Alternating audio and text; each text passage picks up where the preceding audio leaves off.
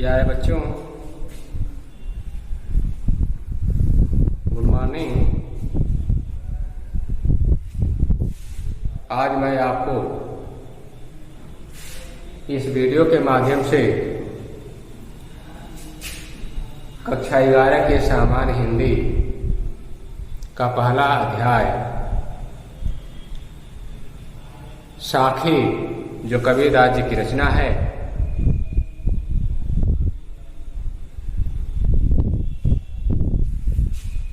उसके आगे के दोहों को पढ़ाने जा रहा हूं। पिछले वीडियो में 5 से लेकर के 8 तक के दोहों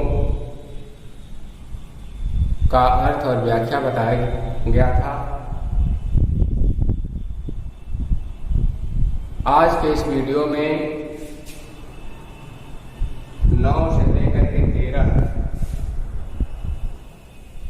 तक के दोहों का अर्थ और व्याख्या बताने जा रहा हूं, जिसको ध्यान से देखेंगे, मन से सुनेंगे और मना मस्तिष्क में बैठाने का प्रयास करेंगे। ये जो पढ़ाए जा रहे हैं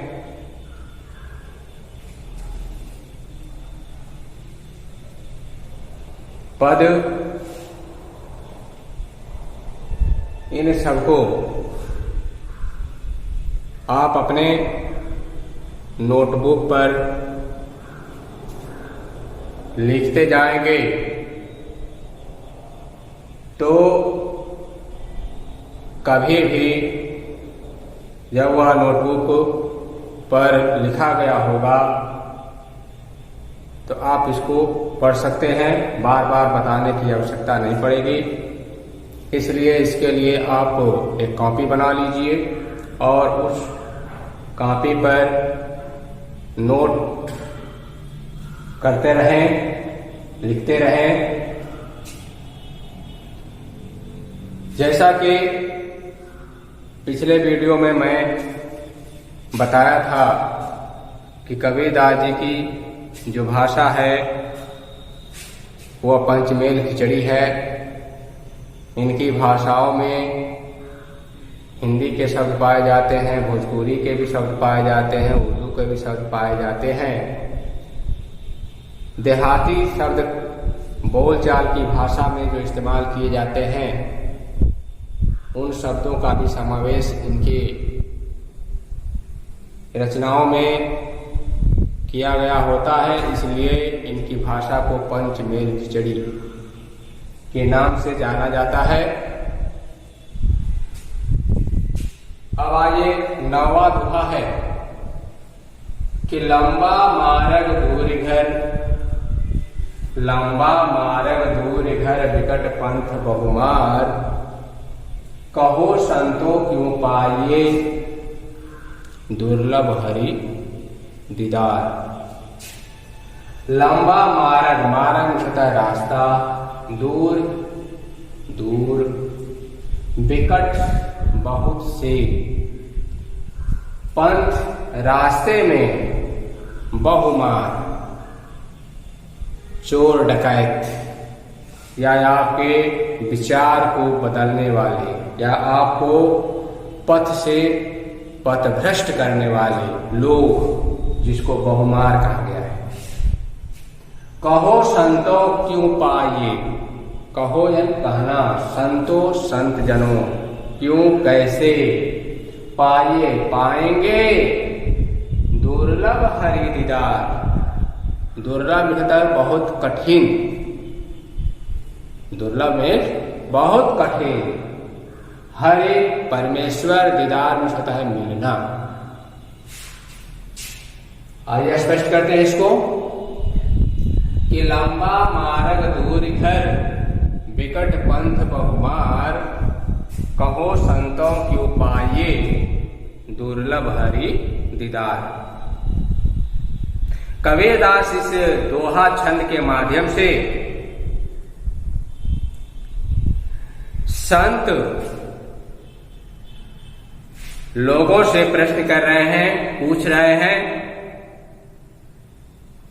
परम पिता परमेश्वर के घर के बारे में, परम पिता परमेश्वर के दर्शन के बारे में और परम पिता परमेश्वर के घर और उनके घर के बीच का जो रास्ता है वह कितना लंबा, कितना दूर है।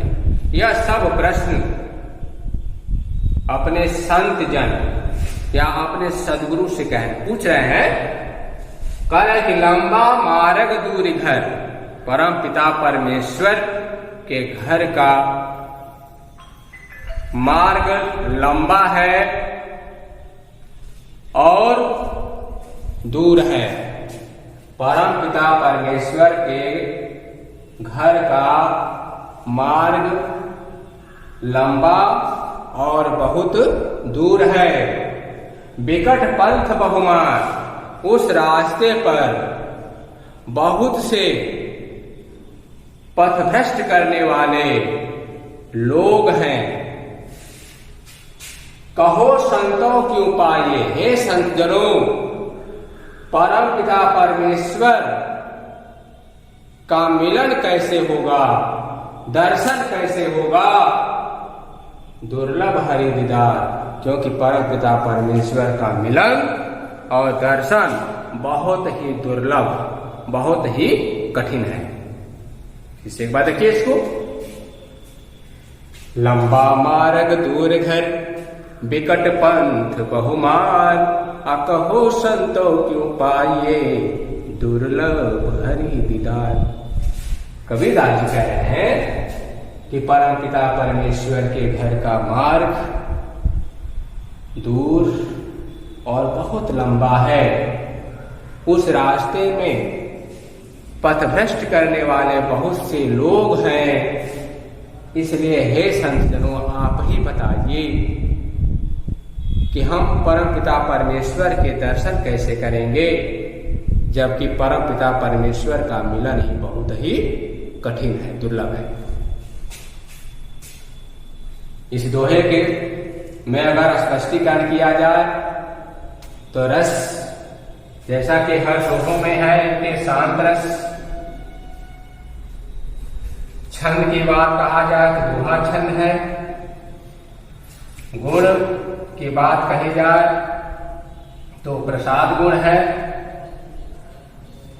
शब्द शक्ति की बात कही जाए तो सदुकड़ी या पंचमेल खिचड़ी, भाषा है पंचमेल खिचड़ी,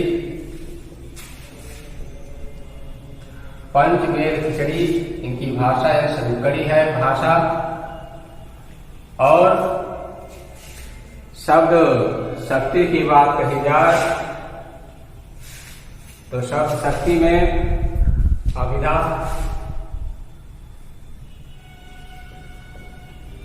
अभिधा। तो इस तरह इस दोहे में शांत रस, छंद, दोहा छंद, अलंकार, रूपक अलंकार है। गुण की बात कहें तो प्रसाद गुण है, शब्द शक्ति की बात कहें तो अभिधा, और भाषा है पंचमेल खिचड़ी। जैसा कि पहले बताया जा चुका है कि इनकी भाषा में उर्दू के भी शब्द पाए जाते हैं, ठेठ देहाती के भी शब्द पाए जाते हैं, भोजपुरी के भी शब्द पाए जाते हैं, हिंदी के भी शब्द पाए जाते हैं। इसलिए इनकी भाषा को पंचमेल खिचड़ी के नाम से जाना जाता है। अब आए 10वां दोहा है कि यह तन जारो मस्करो, यह तन जारो मस्करो, लिखो राम का नाम, लेखन करो करंत की, लिख लिख राम पठाओ। इस दोहा छंद में आगे कबीरदास जी कह रहे हैं, कह रहे हैं क्या कि यह तन जारो मस्करो। जब गुरु के द्वारा ज्ञान मिल गया, परमपिता परमेश्वर में अपने आत्मा को लीन करना चाहते हैं, इस संसार से मोक्ष लेना चाहते हैं, उस समय जब उनको बार बार भगवान का स्मरण करने के बाद भी दर्शन नहीं हो रहे हैं, उनका मिलन बहुत दुर्लभ है, तब कबीरदास जी इस पद के माध्यम से या इस दोहा छंद के माध्यम से लिख रहे हैं क्या कि यह तन जारो मस्त करो, यह तन होता है शरीर, जारो होता है जला करके मस्त करो, राख बनाऊंगा, लिखो। और उस राख का स्याही बनाने के लिए कह रहा है लिखो राम का नाम, और उस राख रूपी स्याही से राम का नाम, नाम होता है नाम या परमपिता परमेश्वर का नाम लिखूंगा, लेखन करूं करंग की। लेखन होता है कलम, लेखन शब्द कलम उर्दू शब्द है, और हिंदी का शब्द अगर कहा जाए तो लेखनी होती है। तो लेखन यानी कि कलम करो, करंग, करंग होता अस्थि या हड्डी, जलाने के बाद जो हड्डियां बचेंगी उन हड्डियों का कलम बनाऊंगा, उस हड्डियों का कलम बनाकर लिख लिख राम पठाओ, उस कलम से राम का या परमपिता परमेश्वर का नाम बार बार लिख करके उनके पास भेजूंगा। कबीरदास जी कह रहे हैं, एक बार पुनः इसको देखें, यह तन जारो मसी करो, लिखो राम का नाम, अलेखनी करू करंक की, लिख लिख राम पठाओ। इस दोहे के माध्यम से कह रहे हैं कि अपने शरीर को जला करके राख करके उस राख का स्याही बनाऊंगा, उस राख रूपी स्याही से राम का नाम लिखकर या परमपिता परमेश्वर का नाम लिखूंगा। और इतना ही नहीं, जो अस्थियां बचेंगी, जो हड्डियां बचेंगी, उन हड्डियों का कलम, लेखनी में होता है कलम, कलम बनाऊंगा, और उस कलम से परमपिता परमेश्वर का नाम लिख करके बार बार उनके पास भेजूंगा। इस दोहे से साफ स्पष्ट हो रहा है कि वो कहना चाहते हैं कि जब बार बार अपने इस अस्थि रूपी कलम से और शरीर के जलाने से उत्पन्न राख रूपी स्याही से परमपिता परमेश्वर का नाम जब उनके पास भेजूंगा, तो हो सकता है कि परमपिता परमेश्वर के दर्शन हो जाए। यानी इससे साफ स्पष्ट हो रहा है कि परमपिता परमेश्वर का दर्शन बहुत ही दुर्लभ है। तो इस तरह इस दोहे का अर्थ हुआ और इसकी व्याख्या हुई, स्पष्टीकरण करने की बात होगी तो रस वही रहेगा, गुण वही है, शब्द शक्ति वही है, भाषा भी वही रहेगी, छंद भी जय दोहा छंद है। लेकिन अगर अलंकार की बात आ जाएगी तो यह अलंकार यहाँ पर अनुप्रास अलंकार है, तो इसमें अनुप्रास अलंकार हो गया। बाकी सब जो काव्य सौंदर्य उसके पहले जो बताया गया था सब वही है। अब आए 11 नंबर दोहे की बात। करे कै विरहन की मीच दे, कै विरहन को मीच दे, कै आपा दिखलाए, आयाठ पहर का दाझड़ा, मोके सहा न जाए। कै विरहन को मीच दे, कै विषता अथवा विरहन विषता वियोगिनी, आत्मा रूपी विरहणी कहा गया है। इस दोहे के माध्यम से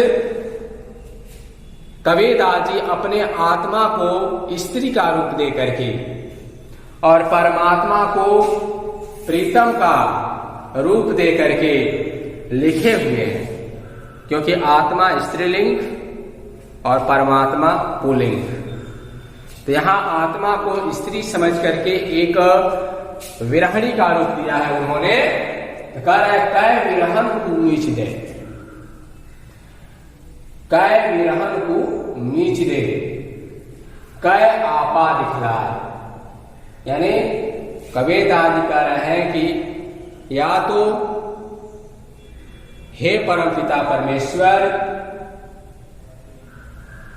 आप हमें मीच दे, मार दे, मीच दे मीच होता है मार दे, कै आपा दिखलाए, अथवा आप स्वयं दर्शन दे दें, ये अपने आप को दिखा दे।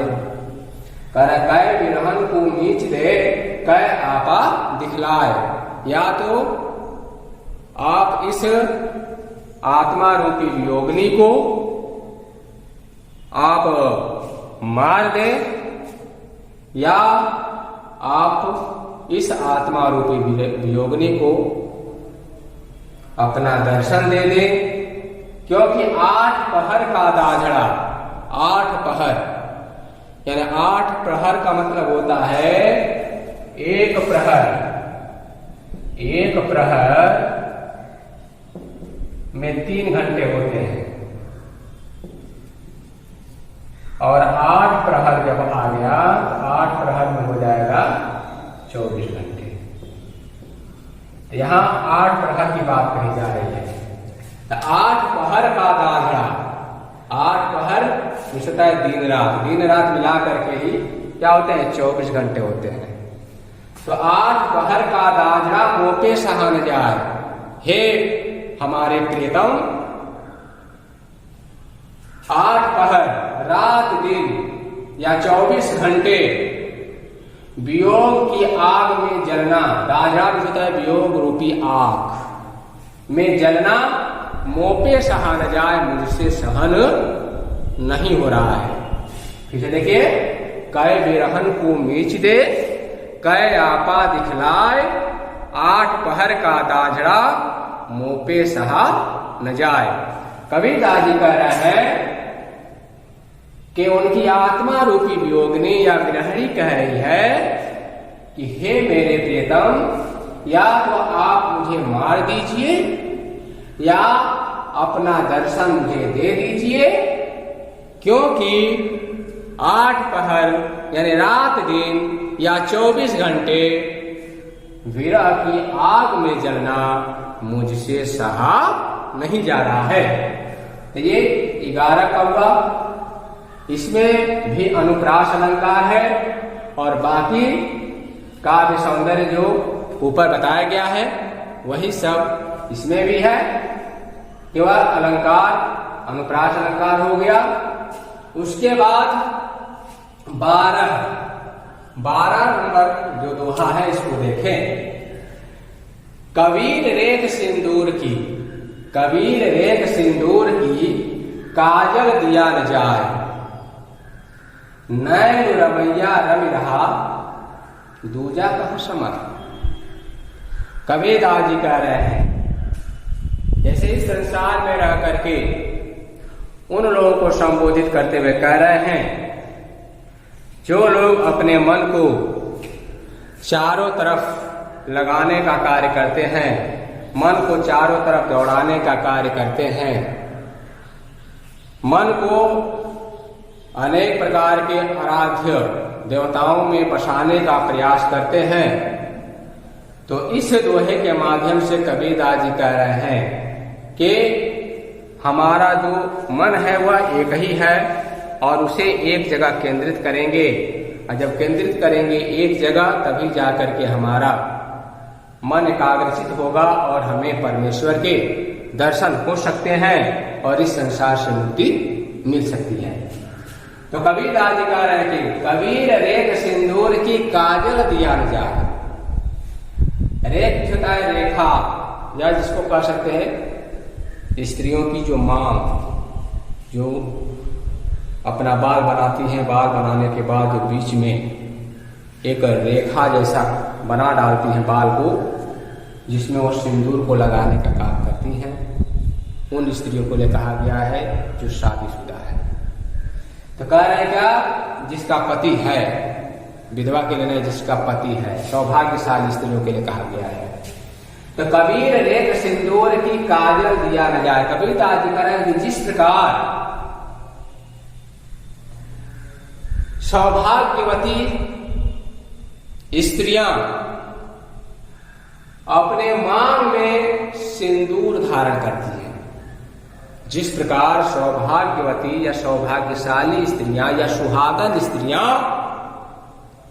अपने मांग में सिंदूर धारण करती हैं और उस सिंदूर के स्थान पर काजल नहीं लगाती, ठीक उसी प्रकार नैन रमैया रवि रहा दूजा कहाँ समाय, जिन नेत्रों में नैन मिलता नेत्र, रमैया मिलता परमेश्वर, रवि बस रहा मिल चुका है, दूजा कहाँ समाय, जिस नेत्रों में परम पिता परमेश्वर की छवि बस चुकी है, उन नेत्रों में दूसरा कोई समाहित नहीं हो सकता। फिर देखिए इसको, कबीर रेत सिंदूर की काजल दिया न जाए, नैन रमैया रवि रहा दूजा कहाँ समाय। कबीरदास जी कह रहे हैं कि जिस प्रकार सौभाग्यशाली अथवा सुहागन स्त्रियां अपने मांग में सदैव सिंदूर को धारण करती हैं, उस सिंदूर के स्थान पर काजल नहीं लगाती, ठीक उसी प्रकार जिन नेत्रों में परमपिता परमेश्वर की छवि बस चुकी है, उन नेत्रों में किसी दूसरे की छवि समाहित नहीं हो सकती। अर्थात कहने का मतलब यह है कि कबीरदास जी अपने आप में परम पिता परमेश्वर की छवि को ही बसाना चाहते हैं, क्योंकि इस संसार में पहले ही बताया जा चुका है कि संसार में जितनी भी आकर्षक वस्तुएं, भौतिक वस्तुएं दिखाई दे रही हैं, जो हमारे साधारण नेत्रों से दिखाई दे रही हैं, सब नश्वर है, सबका नाश होने वाला है। परम पिता परमेश्वर की ही छवि एक ऐसी है, या परम पिता परमेश्वर का नाम ही अजर, अमर और अविनाशी है, जिसके सहारे इस संसार से हमको जन्म और मरण से सदा के लिए मुक्ति मिल सकती है। इसमें बाकी काव्य सौंदर्य में रस, गुण, शब्द शक्ति, भाषा और छंद सब वही रहेगा, अलंकार बदल जाएगा। अलंकार इसमें है रूपक अलंकार, क्योंकि रूप की बात कही गई है। फिर आगे है 13, सायर नाही सीप बिन, सायर नाही सीप बिन स्वाति दूत भी नाय, कबीर मोती नीपजे शून्य शिखर गढ़ माय। सायर मिलता है समुद्र, नाही मिलता नहीं, सीप मिलता है, सीप एक जीव का नाम है, बिन बिना, स्वाति नक्षत्र का नाम है, बूंद, बूंद जल की बूंद के लिए कहा गया है, नाही, कबीर मोती ज्ञान रूपी मोती के लिए कहा गया है, नीपजे यानी बनना, उत्पन्न होते हैं, शून्य शिखर ब्रह्मरंध्र गढ़ में बनते हैं। गढ़ में गढ़ना या बनना। देखिए क्या है कि सायर नाही सीप बिन स्वाति बूंद भी नाय, कबीर मोती नीपजे शून्य शिखर गढ़ माय। कबीरदास जी कह रहे हैं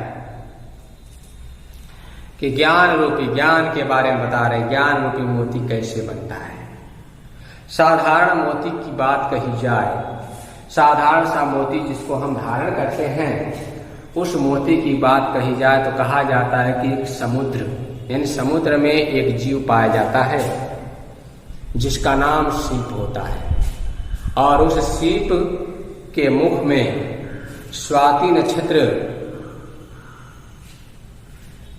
में बरसने वाला बारिश का जल, स्वाति नक्षत्र में बारिश का जो जल है, या स्वाति नक्षत्र में बरसने वाला बारिश का जल या जल की जो बूंद है, उस सीप के मुख में पड़ जाती है तो मोती बन जाती है।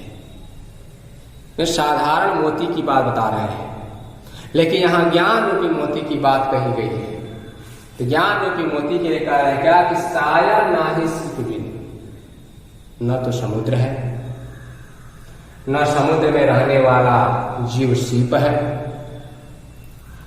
इस अध्यात्म के क्षेत्र में न तो कोई समुद्र है और न ही समुद्र में रहने वाला जीव सीप है, स्वाति बूंद भी नाय, और न ही स्वाति नक्षत्र की जल की बूंद ही है।